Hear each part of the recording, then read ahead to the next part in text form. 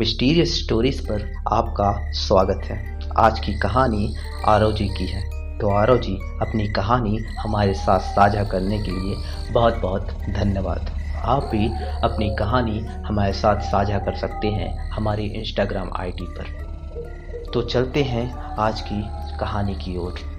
ये कहानी मेरे स्कूल डेज की है, जब मैं लखनऊ में रहता था। मेरी सोसाइटी में कनक नाम की एक लड़की थी जिसे मैं पसंद करता था।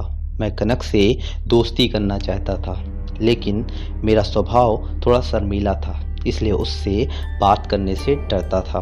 हम एक ही ट्यूशन क्लासेस में जाया करते थे, लेकिन क्लास और सोसाइटी के बीच एक पुराना खंडहर था जहां बहुत सी घटनाएं हो चुकी थीं।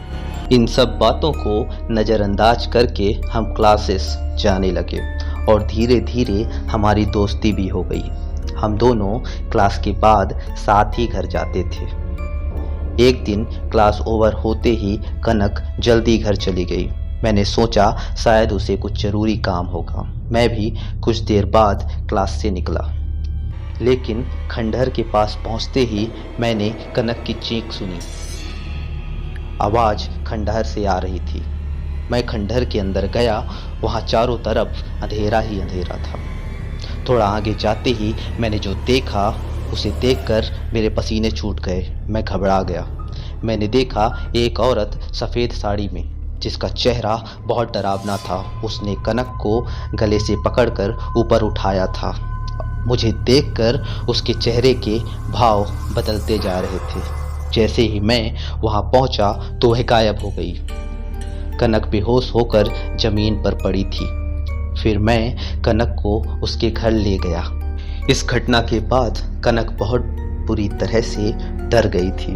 अगर कोई भी उस घटना के बारे में उससे पूछता तो वह सहम जाती। एक दिन पुलिस भी आई। उसने घटना की जांच की, लेकिन कनक डरी हुई थी। उसने पुलिस को कुछ नहीं बताया। मैंने सारी घटना पुलिस को बताई। कुछ दिनों बाद पुलिस की तहकीकात खत्म हुई और पुलिस ने कुछ मुजरिमों को पकड़ लिया, जो चोरी का माल उस खंडहर में छुपाते थे और वहां से गुजरने वाले लोगों को डराया करते थे, ताकि कोई खंडहर में ना आए और उनका चोरी किया हुआ माल हमेशा सुरक्षित रहे। लेकिन मैं उस दिन की घटना को याद करके ये सोचता हूँ कि क्या वो उन चोरों का काम था या कोई प्रेत आत्मा थी जिसने कनक पर हमला किया।